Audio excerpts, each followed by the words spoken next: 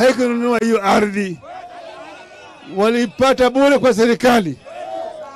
Sasa baada ya kubomoa manyumba wanasema sasa wanataka kuuza hiyo ardhi.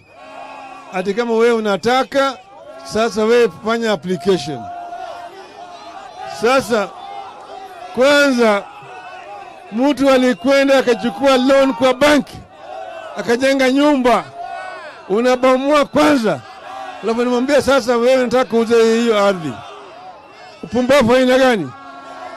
Unyama aina gani?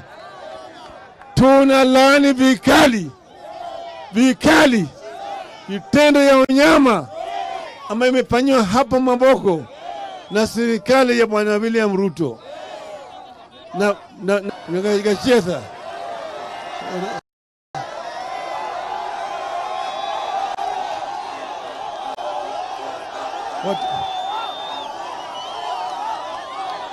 Unyama kama hiyo hawezi kupita bila malipo, na malipo ni hapa duniani, hapana mbinguni tena. Sawa. Pili, tumesema tunaongea na hao watu kikundi cha Bwana Kalonzo, lakini ya kwanza ni mambo ya gharama ya maisha mpaka irudi chini. Hiyo ni sharti namba 1. Sharti namba 2, haki ya uchaguzi, electoral justice, mpaka itimizwe. Saba, ifanye nini?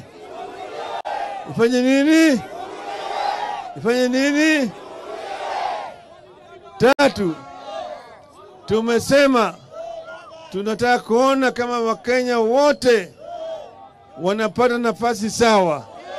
Ubaguzi ya kikabila kwa upande ya ajira mpaka ikwishe.